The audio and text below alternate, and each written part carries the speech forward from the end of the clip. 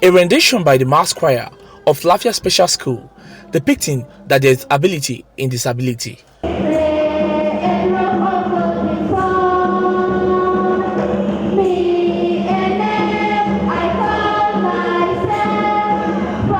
This gathering of persons living with disabilities at the school is to commemorate the 2021 International Disability Day.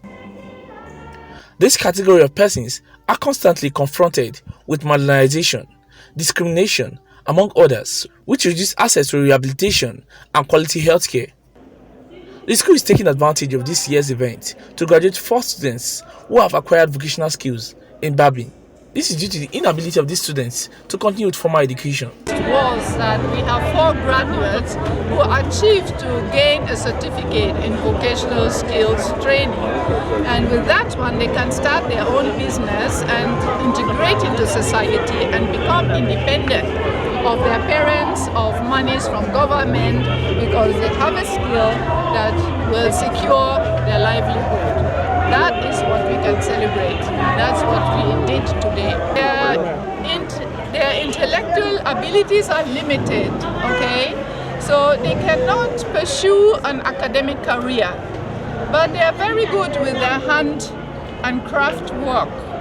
And we are trying to foster and encourage them to use their hands in doing something meaningful for themselves. So we give them all the necessary assistance to achieve that, and they have achieved. The Nasarawa State Governor is also participating in this year's event and splashes cash gifts on the graduates. So they mentioned that they need those ones and they need a shop. So since the school had already given them something for that, I will also give every one of them 100,000 naira each.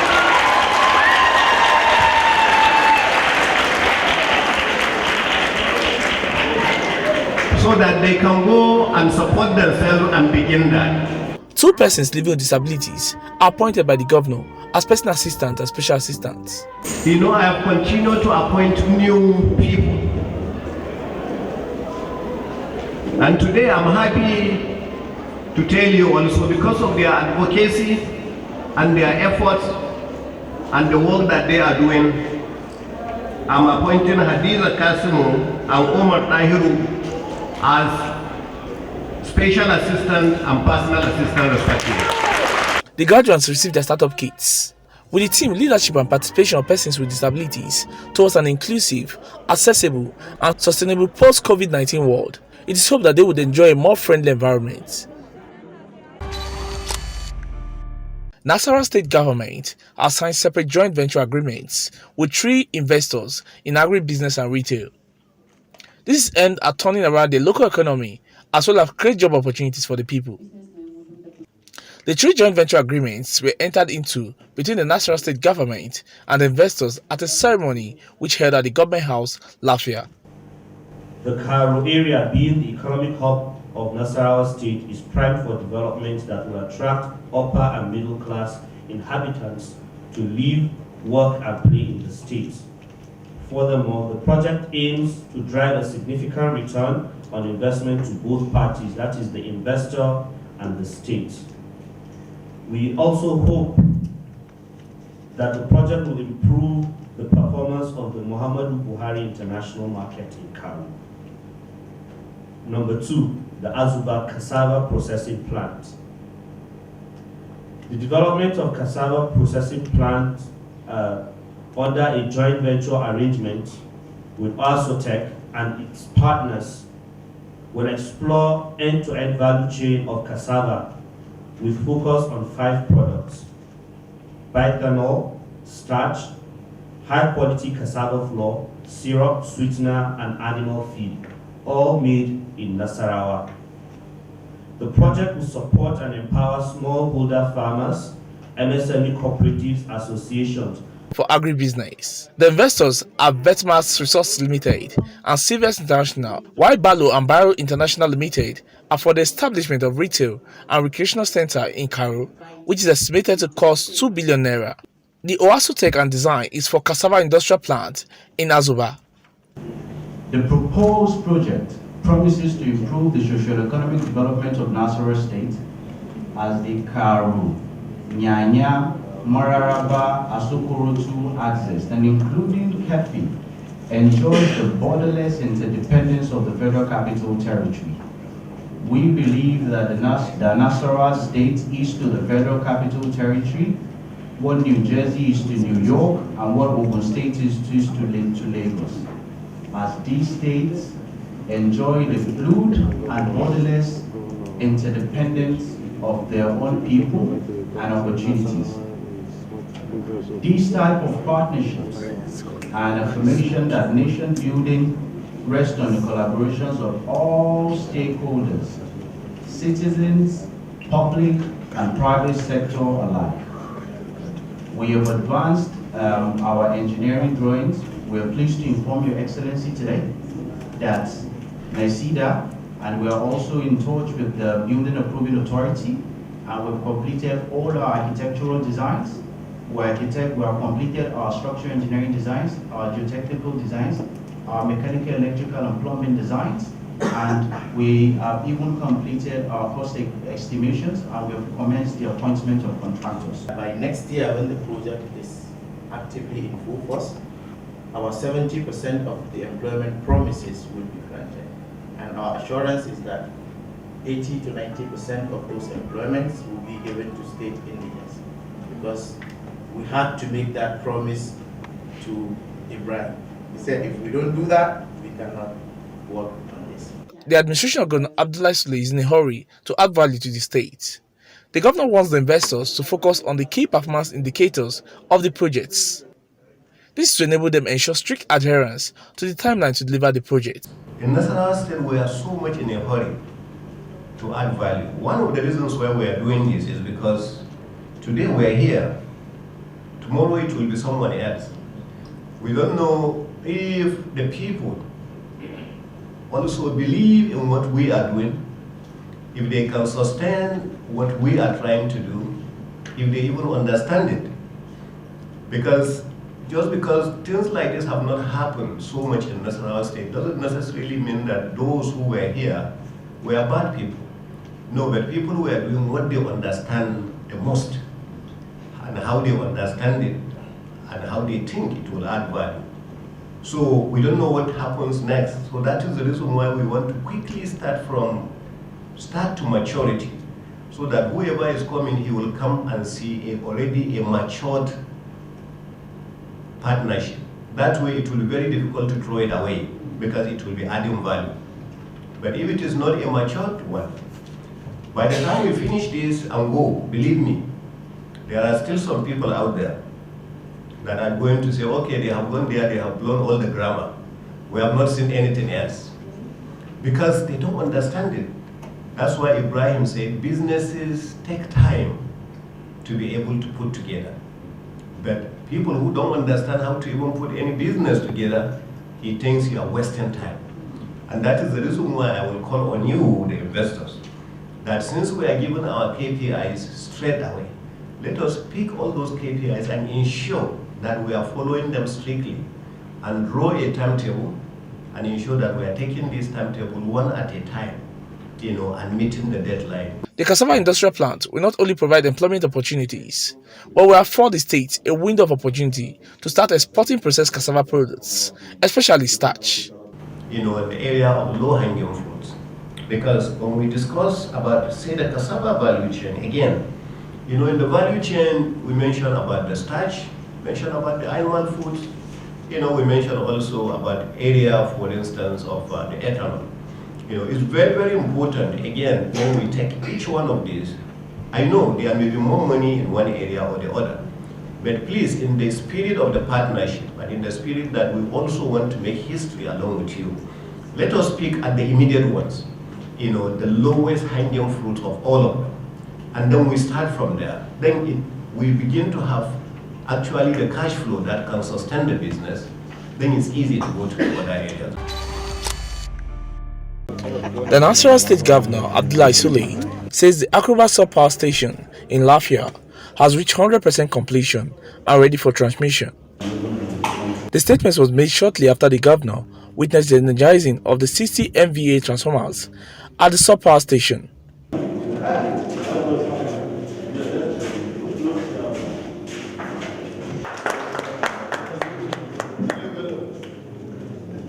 Governor Sule is hopeful that the forthcoming steady power supply would woo investors into the state. It is actually a 330 MVA stroke 132 MVA stroke 33 MVA. So all these, that's the substation that we have, coming from Makodi and going down to Jos. Now the happiness about this, for people who will understand what has gone throughout this project actually commenced during the Tanko Al-Mukura administration by the Niger Delta Power Holding Company, and then we came in with all the excitement and picked it up from there. Today, God So Kind is a completed project. We are witnesses. We are right here. Yesterday I was in Omasha when they started soaking, which means they started energizing the two biggest transformers. Those are the 150, the two 150 MVA transformers were energized yesterday. So today I said I would like to be here, when the 60 MVA transformers will be energized. And they have been energized in front of every one of you.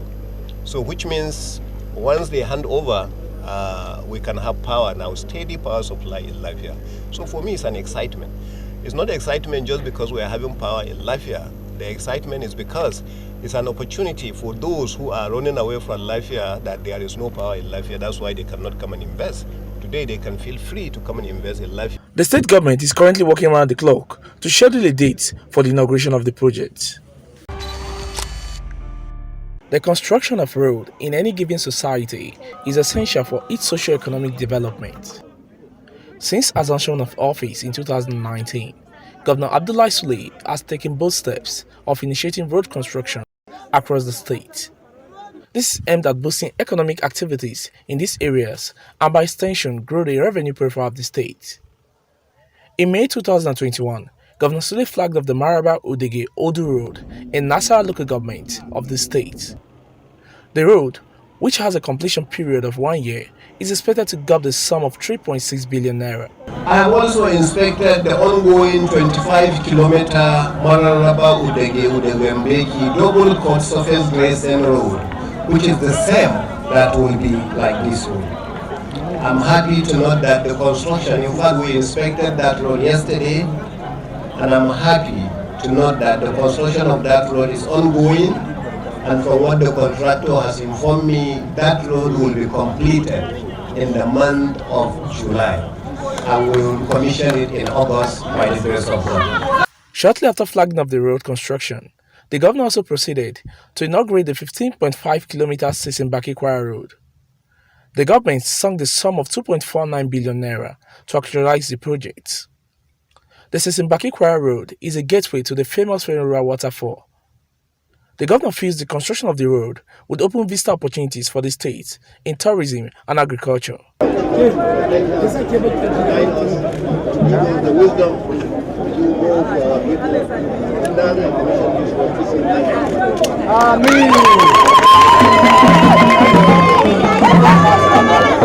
Governor Abdullahi Sule has also recently flagged off the 17-kilometer Gudi-Maru Road.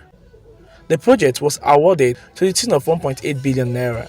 This rural road was flagged off by His Excellency Governor Abdullahi Sule, the Governor of Nasarawa State, on Friday, the 21st of May, 2021, and may God continue to bless everyone. The project was awarded to open agricultural opportunities for farmers in the area.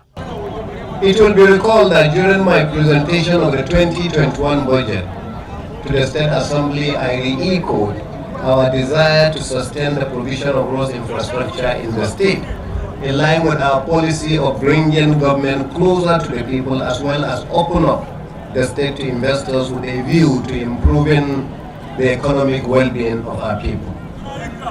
It is for this reason that we decided to award this 17-kilometer Gudi-Maru road to Mrs. Tiligato and Company Nigeria Limited at a total cost of 1,836,074,500 573 naira. You are aware this area is richly endowed with vast arable land with huge potential suitable for agricultural development. It is with our belief that the project, when completed, will provide the needed environment for harnessing the agricultural endowment, not only for the benefits of the host communities here, but for the state and indeed for Nigeria. I'm pleased to inform you that this is one of the major routes, and I also repeat and correct our dear chairman, one of the major roads, not rural roads.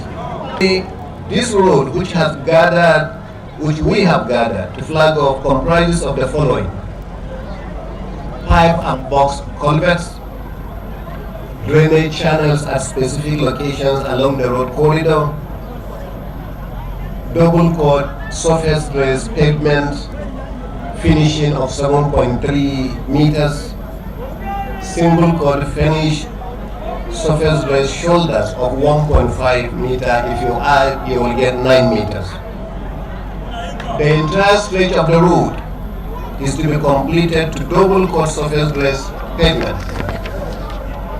While I'm congratulating you, sir, Mr. Chairman,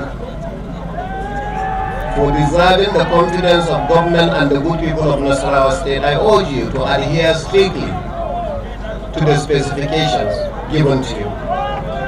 In the same vein, I call on the host communities to accord the contractor the necessary support and cooperation in order for him to facilitate early completion of the road for the benefit of all of us. The 17-kilometer project is a thing of delight for the paramount ruler of Akwanga. We can't thank you enough. We can't thank you enough, and we'll continue to bless you and bless the cause of which you are embarking upon. We assure you of our unflinching support and continuous prayers to attain success. Yes, we've had challenges, and challenges are bound to remain with us. It is our determination, dexterity, and commitment into ensuring that we reduce them to the barest minimum is what matters. And that is what you are doing and keep doing for the good people of Nasarawa State. These roads are few out of the many road constructions at different levels of completion in the state, which includes the Rice-Kilema Road, Amakra Street Road, and the Abuja Street Road, among others. Welcome to our interview segment. In a bid to improve the revenue of the state, the Nasarawa State government has introduced new strategies to enhance its revenue collection method. To speak to us on this today is the chairman of the Nasarawa State Internal Revenue Service, Ahmed Mohamed Yakubu. You're welcome to our program, sir. Thank you very much. All right. Can you shed more light on the introduction of POS and other methods that have recently been introduced by the Nasarawa State government in ensuring that the revenue of the state is increased? Yeah, thank you very much for this question which you asked. Actually, we made some introductions, especially an area where we want to make an inroad now is the area of the informal sector. So that was why we need to inject more technology into that aspect so that we can have a wider coverage and then reduce leakages in that area. So we made some introduction of some electronic means whereby we can improve our collection there. So one of the things we did is the introduction of the specialized Nasarawa State point of sales machine, which is the POS. This POS is specialized in the fact that it does two things. One, this POS does enumeration. You can capture the taxpayer, all the details of the taxpayer, including facial recognition and so on and so forth. Then it's now saved in a repository. That is one. Then secondly, you can initiate payment on this POS as well. So that's why I said it does two things. And this payment, again, on this POS, there are several forms of payments that can be done. There is the wallet system of payment, and there's a payment you can use your ATM card to do. The wallet system is the type whereby an account is funded. So whereby when the account is funded in areas whereby you do cash collection from petty traders and so on and so forth, when you do, you punch in the details of that collection you do, and now it deducts from that account and now remit into government account, and you issue receipt. So this is an example of the POS machine which we have introduced as a state government, as you can see. This is the POS. It's a wallet system. So you can also use the wallet system, or you insert your card on this side or beneath, or you can swipe the card on the POS machine. You can see it also has a camera behind. You can use this camera to capture the details of the taxpayer, and it saves it directly into a central billing system which we use. And any payment you do, immediately it issues you this receipt. This is one of the things we have done. Secondly, again, what we are now doing again, this has to do with the issue of Okadas and Kekes around. Initially, we were doing collection in consonance with unions. So, and most of the collections done, because they are doing a daily ticketing, they are mostly done manually in a cash base. So we decided we want to eliminate that. So what we're doing now, we're going to automate that process. What we'll do is going to do two things to the state government as well, in terms of security and in terms of boosting our revenue. So we'll capture all the Kekes and the Okadas, including their owners. If they have NIN, we'll pull out those details from the NIN. When we pull out their details, it brings out all their details for us, and then we have facial and other capture. If they don't have, then we'll do the capturing ourselves. Then we get their details, their phone numbers, and their addresses, both the owner and the rider. If there's no owner or it's only the rider, we capture the details of the rider. Then we there's a tag we're going to tag the Okadas and the Kekes with a QR code. And in collaboration with the security agents, any Keke or Okada doesn't have that QR code, then they know that it's not been captured. What we have realized is that in some states around the Federation, they banned the use of Okadas and Kekes. So we've seen an increase of influx of these people into Nasarawa State, especially within the neighboring states. And this has security implications. It has so much risk. And as a government will not just sit back and allow these people to just come in without knowing who they are, what they do. So that's why we decided then it's important we do this vis-a-vis increasing our revenue. We'll capture their details, we know that we have their details, as well as we improve our own revenue generation in terms of electronic generation. So these are some of the things we have introduced.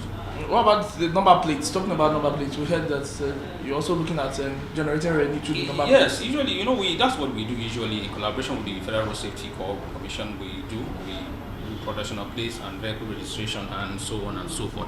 So for the number plates as well, it also helps us, just like the KKs and Okadas. When we capture these details, we also do the registration. If they are registered, we know that this is when they registered. So 2 weeks prior to the expiration of the registration of that, either the vehicle registration or number plate or so on and so forth, they get an SMS informing them that your number plate, your vehicle or KK registration will expire in 2 weeks' time. So you should endeavor to make sure that you renew it. So this is part of it as well. Thank you very much, Mr. Ahmed Mohamed Yakubu, Chairman of the Nasarawa State Internal Revenue Service. We appreciate you for your time. Thank you very much. Thank you. You're most welcome.